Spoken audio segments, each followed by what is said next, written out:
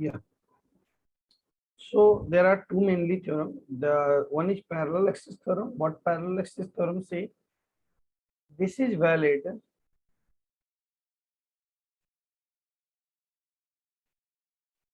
for all objects. Is this okay? What parallel axis theorem say? Suppose this is the object and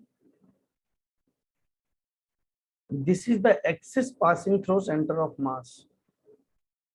This is the axis passing through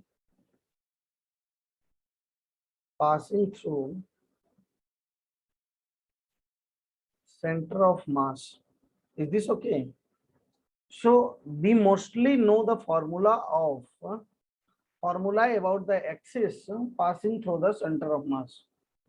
Suppose moment of inertia about this axis is I naught. So what is I naught? I naught is moment of inertia about the axis passing through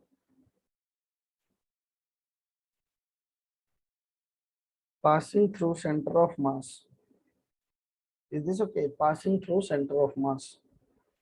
And now suppose if there is another axis parallel to this axis, isn't it? If there is another axis which is parallel to this axis at x distance and mass of the lamina is m, and so I naught is known to you, so at x distance from this axis which is passing through the center of mass, there is another axis, dear student, which is at a x distance from the axis passing through the center of mass. So moment of inertia about this axis, moment of inertia about this axis will be equal to I naught plus mx square. Is this okay? That is called parallel axis theorem. That will be equal to moment of inertia about this axis, that is I naught plus mx square. Is this okay? So this is very, very important formula, important theorem. We will use this theorem to find the moment of inertia for several axes. Is this okay? So moment of inertia about this axis is I naught, and moment of inertia about any axis parallel to it will be I naught plus mx square. So why this is possible? This is possible because moment of inertia of any object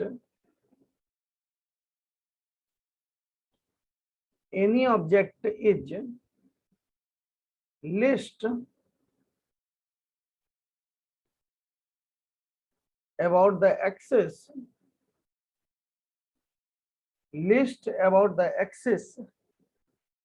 passing through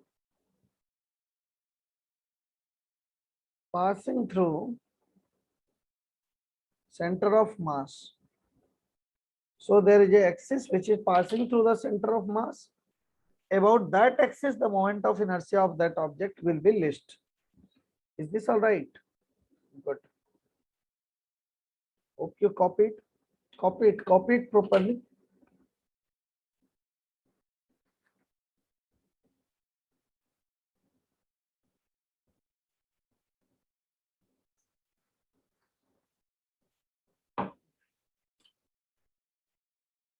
Now, one example I am telling you, suppose this is a rod, mass is m, L is the length of the rod. So student, can you tell me what is the center of mass? Center of mass is the midpoint. This is the axis passing through center of mass. So its moment of inertia will be known as I naught, isn't it? What is I naught? Can you tell me? I naught is ml square by 12. Just I told you, ml square by 12. So suppose if there is a axis passing through this point, so this axis and this axis will be parallel. So what is this distance? This is L by 2. So what is the moment of inertia about this axis? According to the parallel axis theorem, that would be equal to I naught plus mx square. I naught is ml square by 12 plus m into here x is L by 2, so L by 2 square. That is going to be ml square by 12 plus ml square by 4. Is this all right? So that is 12. So ml square plus 3 ml square. Is this all right? So that will be equal to ml square by 3. Hope you understand. So that will be equal to ml square by 3. So moment of inertia about one of its end will be equal to ml square by 3. Hope you understand. Is this all right, dear student? That is ml square by 3. Copy it. And you know that the ml square by 3 is the moment of inertia about this axis. Isn't it? So by parallel axis theorem, this is this moment of inertia can also be proved. Is this okay? So do a question now. Suppose this is a ring. Its mass is m, radius is r. There is an axis passing through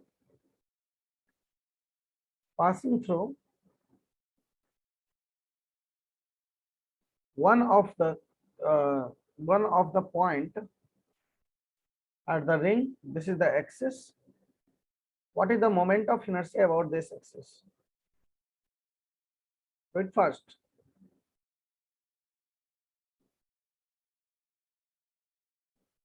This was ring. Now there is a disk. Its radius is also r. Mass is m. So what is the moment of inertia about this axis?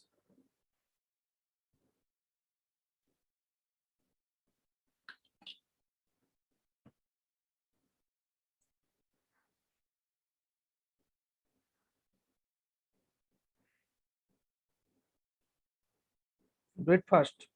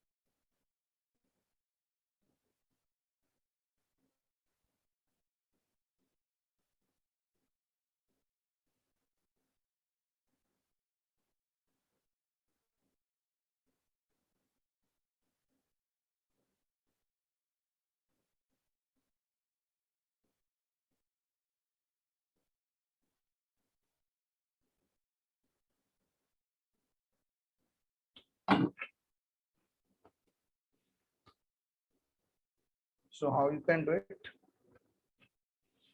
So we know the formula of moment of inertia passing through its center of mass. So this is the center of mass of the ring. About this ring, the moment of inertia is mr square by 2. Isn't it? Sorry, mr square. So this is going to be I naught.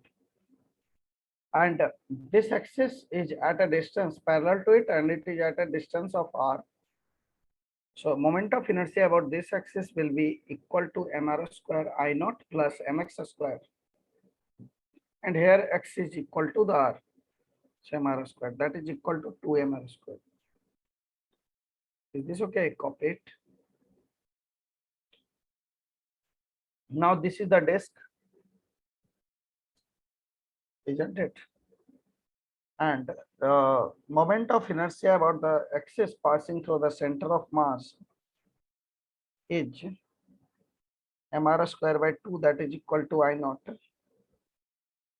And this is at a distance of r from it. Axes are at a r distance apart from each other. So moment of inertia about this axis will be equal to I naught plus mr square. Is this okay? What is I naught? I naught is mr square by 2 plus mr square, that is equal to 3 mr square by 2. Is this all right? This is the moment of inertia. Hope you understood. Is this all right? Now, suppose this is a rod of length L and its mass is M.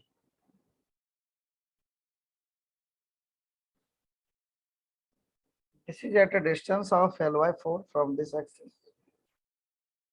And this distance is L by 3 from this axis, from this end. So there are two axes. About this axis, the moment of inertia is I1. About this axis, moment of inertia is I2. Find I1 by I2. Do it fast.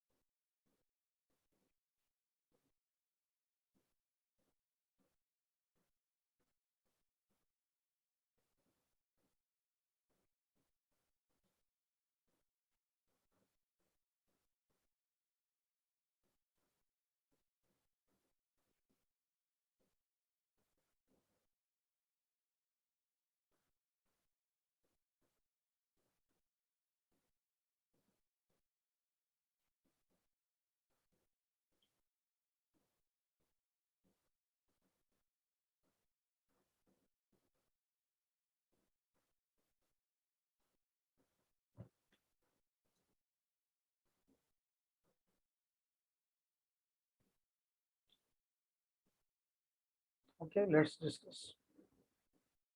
So moment of inertia about the center, axis passing through the center is I naught, that is equal to ml square by 12, isn't it? This is the moment of inertia. Now,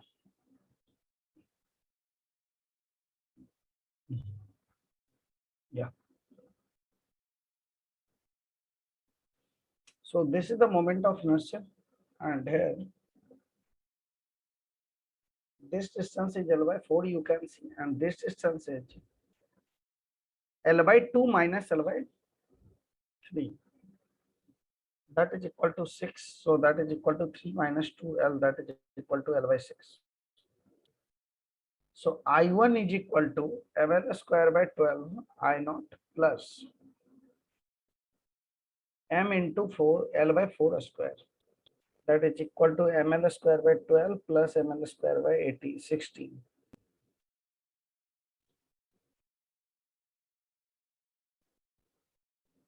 4 ml square plus 3 ml square. So that is equal to 7 ml square by 48. This is I1. What is I2 now? I2 is equal to ml square by 12 plus m into L by 6 whole square. So that is equal to ml square by 12 plus ml square by 36. So LCM is 36. So this is 3 ml square plus ml square, that is equal to 4 ml square by 36. So that is equal to ml square by 9. Isn't it? So this is I1 and this is I2. 7 ml square by 48 divided by ml square into 9. So this one and this one will cancel out. So this is 3 3 ja 9. So this is equal to 16. So this is equal to 21 is to 16.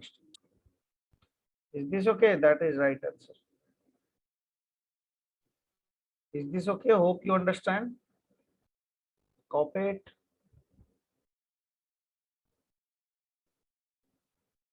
Do one more question.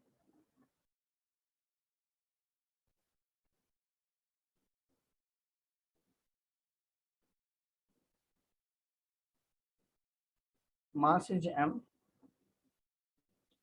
Length of the rod is L.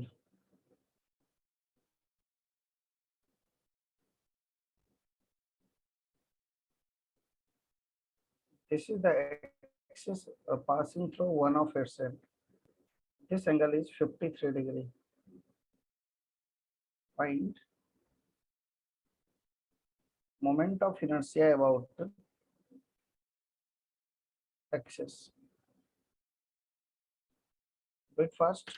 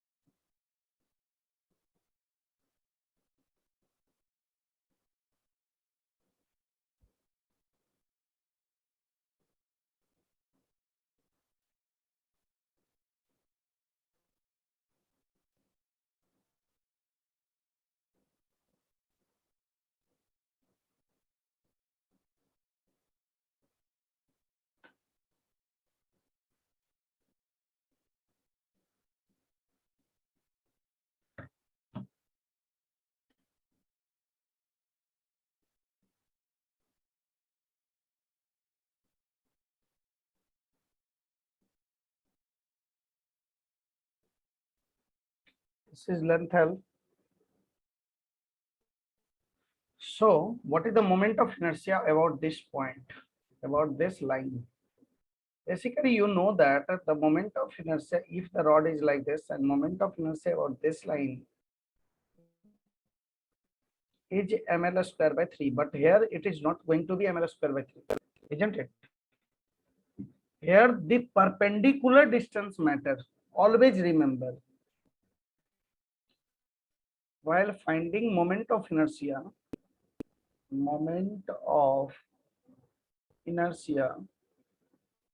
perpendicular distance of mass distribution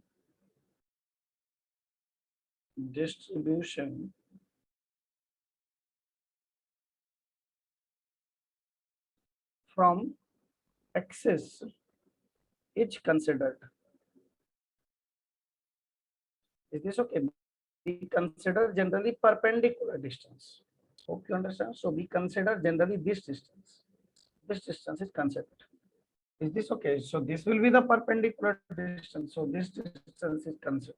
So if this is L and if this is 53 degree, what is this distance? Can you show me?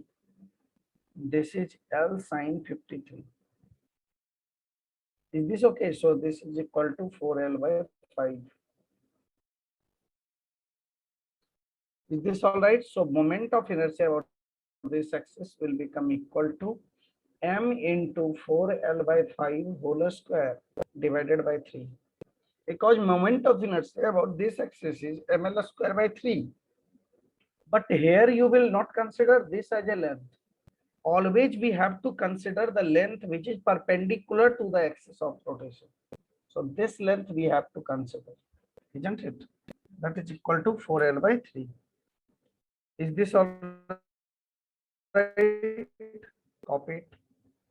So this is basically m by 3 into 16L square by 25. That is 16 by 75 ml square. Is this all right? This is the moment of inertia. Now there is another thing. Suppose this is a square. This is a square. Or no. First take case of a rectangle. Okay. Suppose this is a rectangle, student, and its length is L and its breadth is B. Its total mass is M. Means this is lamina. Means this is the rectangular. Its total mass is M. Now I'm drawing a axis. Suppose this is the axis. Tell me the moment of inertia about this axis, I1. Let's say there is another axis passing through the midpoint like this. This is I2. Moment of inertia about this axis, I3. Moment of inertia about this axis, I4. Do it, try it once.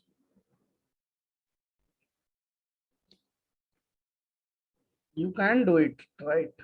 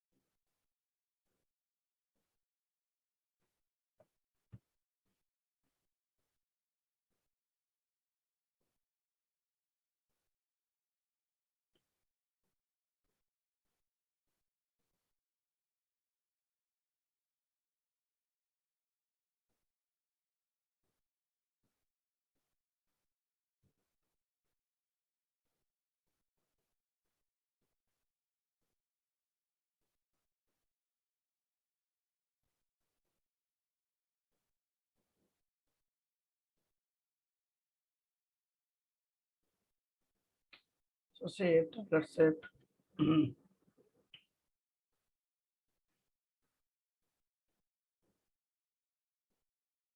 This is the rod, this is the lamina, and it can be related to the rod. So let me teach you a concept. Suppose beta, this is the length of the rod. Its mass is m.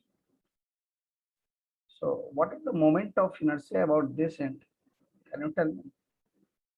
That will be equal to ml square by 3. Is this all right?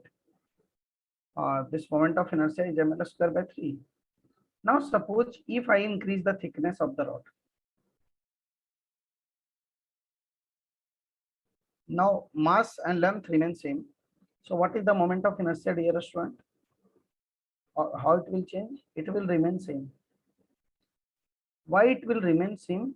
Due to increase in thickness. Thickness is increasing, but still it is remaining same, isn't it? Still moment of inertia is ml square by 3 if its mass and length remain same. So it totally depends on mass and length. No, it depends on mass and it depends on perpendicular.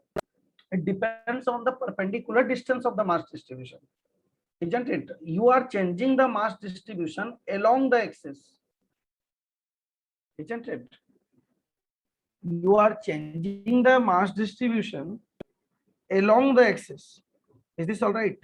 What I'm trying to say, you are changing the mass distribution along the axis. So you can't change the mass distribution along the axis.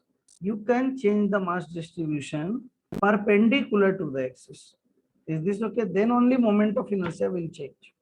And if you will change the mass distribution along the axis like this, then there would be no change in mass distribution because moment of inertia, because moment of inertia depends on the length of the mass distribution perpendicular to the axis, isn't it? Is this all right? So along this length is not changed. The length along the axis is being changed, which will not matter at all, isn't it? So this concept will be used at this place. So while I am finding the moment of inertia I1, can you see I1, dear student? So which length I should consider and which length I should neglect? Just try to tell me. Obviously, I try to cooperate a little bit. My health is not so good today. So I'm little speaking slow. So I1. So for I1, which length you will neglect? You have to neglect B, isn't it? You have to neglect this B length. Why? Because B length is along the axis and L length is perpendicular to the. Hello, student. L length is the perpendicular to the axis. B length is along the axis. So we have to neglect B length for finding I1. So if L length is considered, this is just like a length L rod. So what is the moment of inertia about this axis? That will be equal to ml square by 12. Is this all right? What is I2 now? So this is passing through the center. So its moment of inertia passing through the center, passing through this center. What will be the moment of inertia? Still you have to neglect B because B is the length along the axis, isn't it? Which can be neglected. So this will be just like a rod of L length, isn't it? So its moment of inertia about the midpoint will be equal to ml square by 12. Hope you understand now. Now suppose when we calculate the moment of inertia I4, then I have to neglect L length, isn't it? I have to neglect L length because L length is along the axis which you can neglect. So it will be just like a rod of B length, isn't it? And you are finding moment of inertia about its corner, that will be equal to mb square by 3. Hope you understand, dear students. So now for this one also, for this axis also, we can neglect L length and we can take only the B length. isn't it? So a moment of inertia about the midpoint, about the axis passing through the midpoint will be equal to mba square by 12. Is this all right? Hope you understand. Is this okay? Copy it. This is a very, very important concept. Copy it.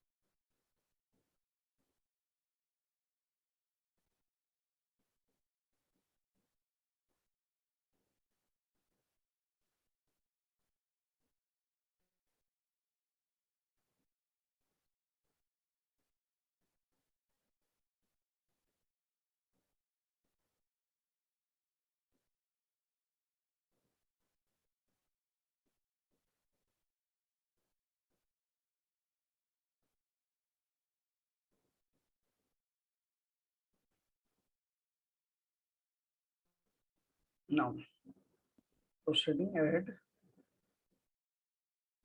So suppose I am taking question. This is a square D restaurant. A square of length L. This is a square of length L. Its mass is m. Find moment of inertia about this axis, about this axis, about this axis, and also about this axis. Let me name it. This is I1, I2, I3, and I4. Is this all right? Great.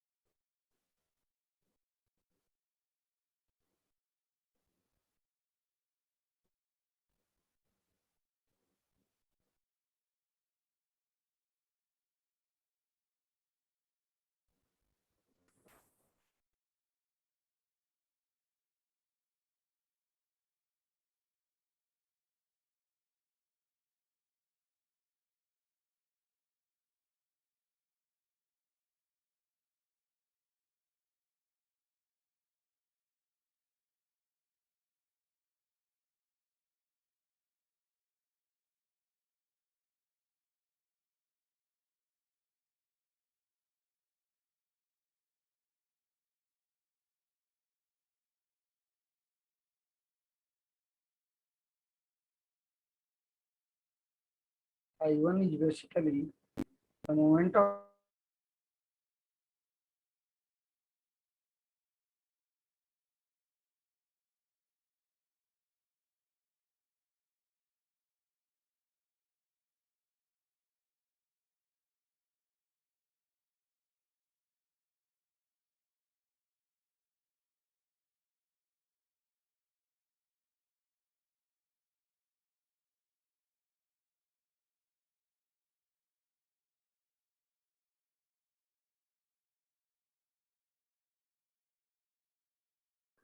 unfortunately I got disconnected. So yeah, if this one is considered, this one axis is considered, then what I can say that is moment of inertia will be equal to ml square by 12 about this axis, ml square by 3, and this L length will be neglected. Is this okay? And about this axis, about I4, the moment of inertia will be equal to ml square by 3. Is it? About I2, the moment of inertia will be equal to ml square by 12. And about I3, the moment of inertia will be ml square by 12. Here there is no confusion. There should be no confusion because this is a square, length and breadth are same. Is this okay? So there must be no confusion. If it is passing through the center, then its moment of inertia will be ml square by 12. And otherwise, if it is passing through one of its end, its moment of inertia will be equal to ml square by 3. Hope you understand. Now, there is another theorem that is known as perpendicular axis theorem. Perpendicular axis theorem. This theorem is only valid for, this is only valid for planar lamina. Planar lamina. And this is only valid for planar lamina. Suppose this is a planar lamina, and this is the x-axis, this is the y-axis, and this is the z-axis. So what I mean to say, x-axis and y-axis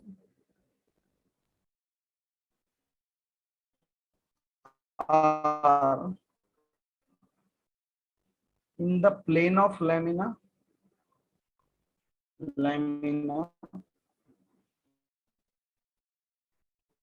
are in the plane of lamina. Z-axis is perpendicular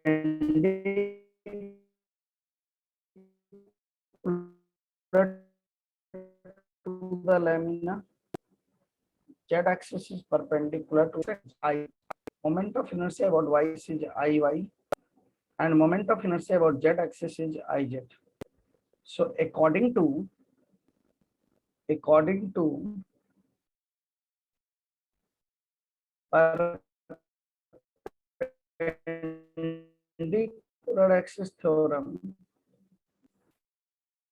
perpendicular axis theorem,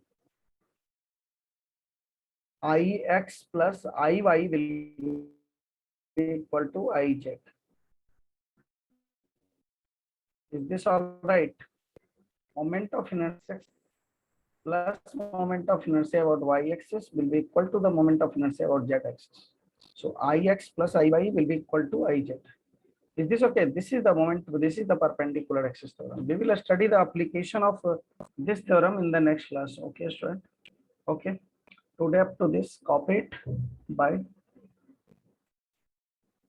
Because whenever you will not study the application, you can't understand it. So I will teach you application of this theorem in next class. Bye. Take care.